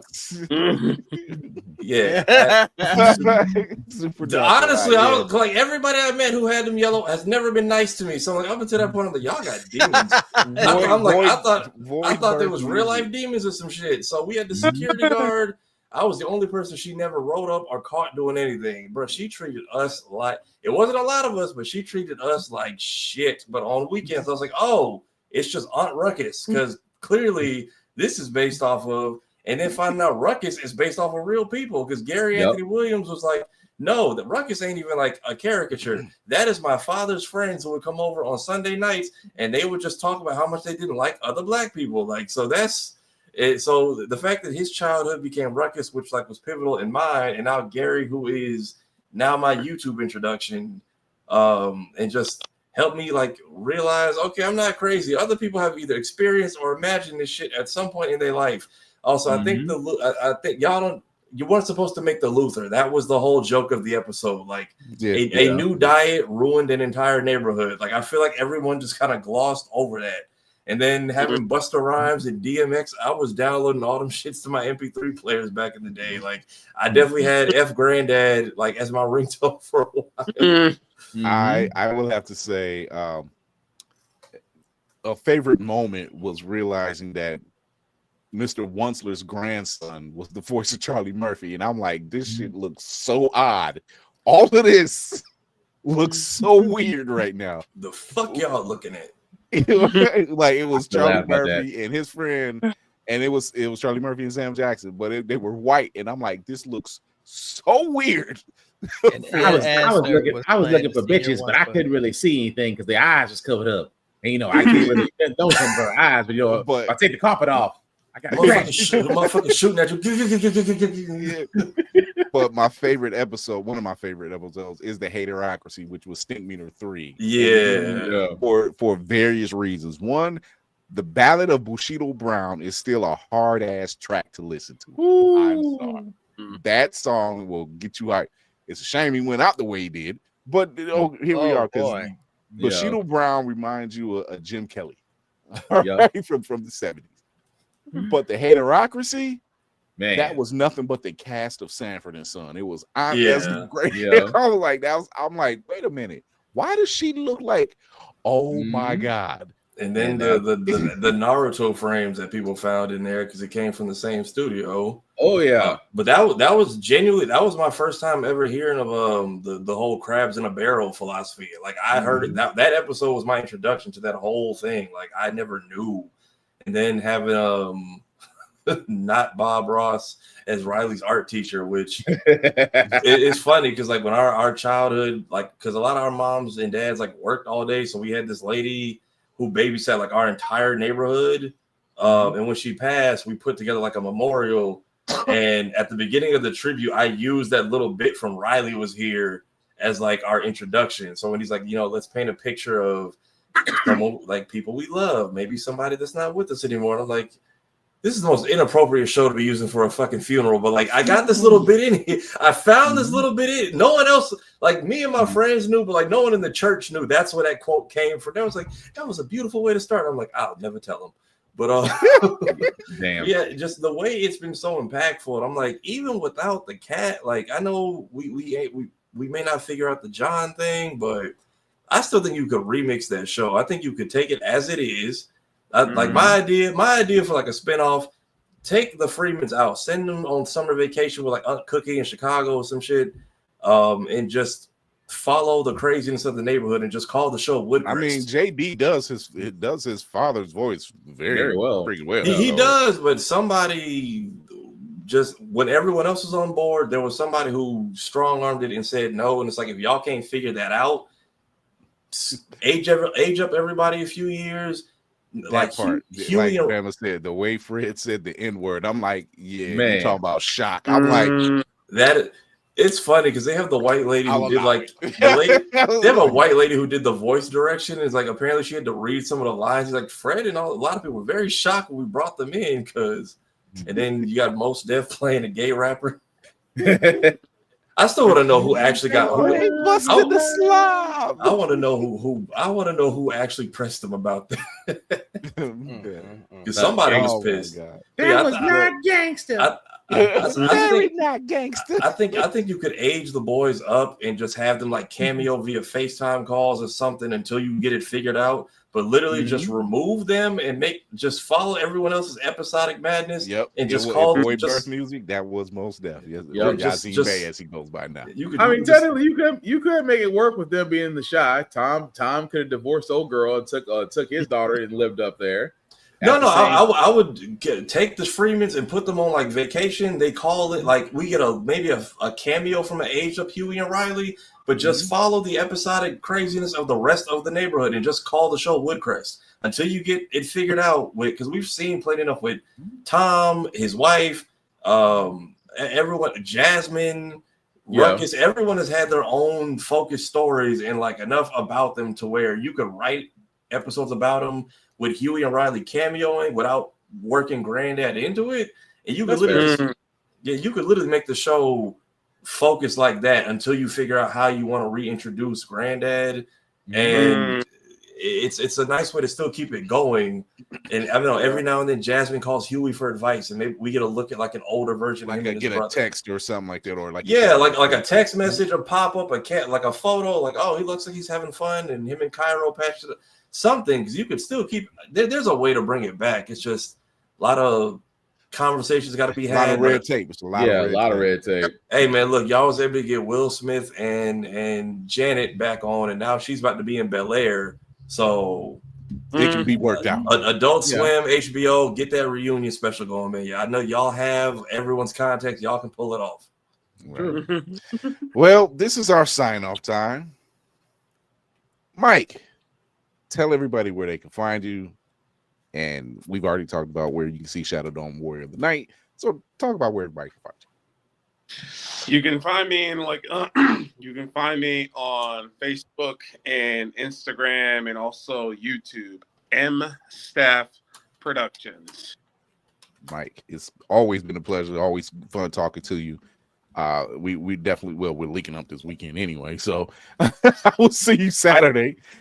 I do take the time to thank the people that helped me worked on this project throughout the year. Chris, you've been really a big help in this project, but I also want to thank a few people: John Riddlebaugh, Peyton Keith, my co-producer Desiree Robinson, Selena Creddy.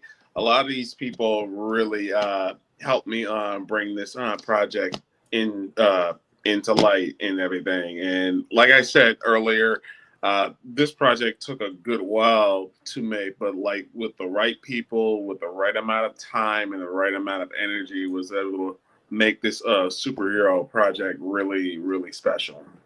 Appreciate it, man. It's been a pleasure doing this project and being a part of something bigger than myself. So Navy. Ladies and gentlemen, boys and girls, blurs of all ages, good evening, good morning, good afternoon. It is I, Navy Montel, your frosty bearded blur corn here with the crew. After chatting with this brilliant cinematic genius, Michael, thank you so much for coming on, my man, and doing your thing. Don't you ever stop, because I'll blame Chris. If you want to see what I am if you want to see what I'm up to, I am with the crew Tuesdays and Thursdays.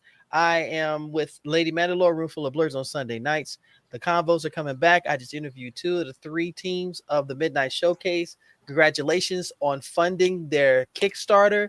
And it's still got days, so go ahead and support those beautiful, brilliant creators. It was a blast to chat with them. I have a convo on the 14th at, I want to say 5 p.m. I'm going to be chatting with a all Blerd RPG group, DI Era, and we're going to be chatting it up about anything and everything. I'm on YouTube. Please come and check me out. See what's I have my whole library there. Also, I'm on Instagram and I'm on TikTok now. Even though the captain said that we are winding down the con season, cosplay is not consent. Even if it's not at the con, don't act like you ain't got no sense. If you see it, it looks good, give it a compliment. Say hello. May I? Could I? Possibly. Don't put your grimy, grunty, crusty, Cheeto-infested hands on somebody and you ain't got zero permission, because that's how backhands happen. That's how pimp slaps come about, with or without powder. I said it. You get no powder. You ain't get no powder. No, you don't get no power. It's just skin to skin. It's on the back of the damn badges now. Like, I don't. That's what the powder is, or just the slap? I'm just. I mean, there's powder on the back of the badge. That along with the whole is not consent. Like, for the love of God. Yeah, I'm used to throwing people out. So distance. Oh, man. I'll leave that. Go ahead, Spartan. Yeah. He was going into the rules. I was like, go for it. Nah, of course, Black_Spartan 615 is where you can find me on the interweb. Shows are still going on because we got to cover all the crazy mess that's going on in this world. How the fact we got here every Wednesday at 7:30. Myself, Tafari, and Joe usually cover everything in the world of video games, comic books, and manga anime on GitBit every Friday, 8:30-ish. Still doing the streaming thing. Still on Ghost of Yotai. It's been fun. I'm not gonna lie. It's been fun playing Kurosawa mode, which is basically traditional black and white. Story itself is great. You can catch me on Twitch, on IG, on Facebook. Usually when I stream. I'm a little bit weird about the streaming because, again, as they've said, I got kids, so turn on your notifications so that way you know when I'm up and running. And I usually talk to everybody. We had a pretty good conversation the last time I did a run because I was getting my butt kicked by a one-armed samurai. Don't ask. But anyway, check me out. Outside of that, the rules still do apply, guys. Of course, the Reverend already said the first rule: cosplay is not consent. Please treat people like human beings. It's not that freaking hard. Why? Because they'll get a guy like me to throw you out, and I like to see if I can really throw people. I like to see if I can really throw you, depending if you're short. Shout out to Hellspawn Cosplay. Rule number 2. Santa's looking for his elves. Hygiene is everything. Even with the cost of everything going up, soap, deodorant, and laundry detergent are still freaking cheap. You have no excuse. You really don't, especially we're going into flu season because going from hot to cold. Clean clothes, clean everything. Because, again, you're going to be around people. Do not let your funk announce you before you come in, and native deodorant doesn't work. And the third rule that I have for myself is I have for everybody else, guys. Be nice, be kind, talk, share, and discuss your fandoms. Don't be a dick, and you won't get jumped. All right, everybody. I want to thank our guests, Michael Stafford of M Staff Productions. If you get a chance, or if you're in the area, come through in Cleveland, Ohio. If you can come through and watch that premiere, that'd be great. Come meet some folks. It's this weekend. Yes, this weekend. Okay. This Saturday. So, thing, and also having like a little bit of like Q&A afterwards, and we're also like giving out a few raffle prizes too after the screening of the films. Right. Okay. I ain't been up here in a minute. Lots of clips are coming out Monday, Wednesdays, and Fridays. Please keep tuning in. Videos on my channel. I did one for the 20th anniversary of the Boondocks, just kind of talking about how crazy it's tied into my life over the years. I did a Sonic Crossworld skit. I did another one about how streamers have been acting an ass at conventions lately, which I didn't have to write much for because all based on true experiences in the last 6 months. This week or tomorrow, probably going to be streaming for the anniversary of 50 Cent Bulletproof. I had no business playing this as a 10-year-old. And yet you did. Look, hey man, before he became how he's been acting this week, 50 was on a run, man. You had a movie because you were alive to tell your own story. You had an album, and then you had a game, and I thought it was going to be like the movie. I don't know why they had us out here fighting assassins and Al-Qaeda, but we were just like, you know what, G-Unit. So, and then 20th anniversary of Shadow the Hedgehog. This weekend I'll probably be streaming that. Gonna try to get to Dispatch eventually, but please keep checking out the channel. I'm trying to get back into that. Just celebrate a year of the walk and talk streams and splitting over to a gaming channel slowly. So that's all been in the works.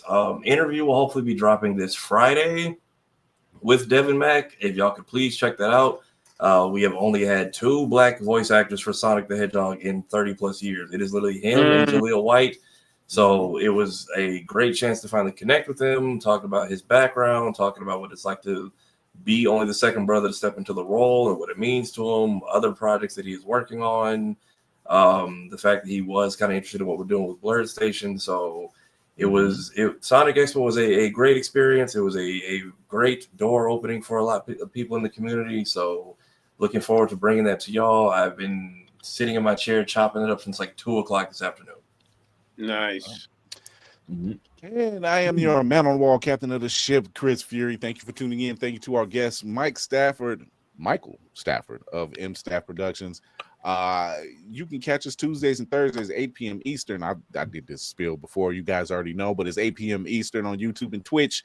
Also past episodes on APR TV. That's always press record television through your Roku and Amazon Fire devices. You can listen to us wherever you listen to your podcast. And as always, remember to educate yourself and others, entertain yourself and others, and most of all, encourage yourself and others. I'm Chris Fury with the dope crew. God dog, it was all fellas tonight. Jesus. Yeah. I'm gonna hear it from Lady Mandalorian. Wait. Yeah, folks are sick and celebrating birthdays. Happy birthday, right? So happy birthday to one of our behind the scenes brothers, Jay, of the Geek by Heart team. So happy birthday, Jay. Getting better, Lady Mandalore. Hope mom is doing better. Whoopty, so everything's doing well. Shout out Shoko. Shoko's been out here doing a lot of anime coverage. If y'all not watching her, you need to go check her out. So all of our people are actually out here doing the good work. If you've seen Hellspawn Legacy, as had just came back, he's another survivor. He came out unscathed, but it's not for a little worse for wear from the airline shutdown. But he was just out at a MojoCon. So shout out to him. He got the chance to talk to Dr. Cornell West. Lucky duck. I would like to sit in front of that brother myself and just shut my mouth and learn. Just shut my mouth and learn. But over at Blerd Station, we're doing a lot of amazing things. If you have been paying attention, we are doing a lot of interviews. We're doing a lot of networking. We're doing a lot of stuff because we're getting ready to launch after the first of the year. I'm just saying, all this black speculative fiction that we got coming up, and y'all just sitting on your little hands and tails, you know, whatever. Why all those other streaming services decide to raise their prices and then charge right through. Ooh, I just stopped myself because I was about to sit there and say, "Oh, this thugnificence bastard." He was right there. I just felt myself getting ready to do a whole tire. If you watched In Living Color and how Damon Wayne just do one character and he started going off and getting in there, I'm like, yo, let me pull back. Pull it back. Yeah. So it's right, Chrissy. Good stuff is afoot. We not out here playing. We're not trying to rob your pockets. We're not trying to raise over $1 million and then be over in Dubai. I'm just saying.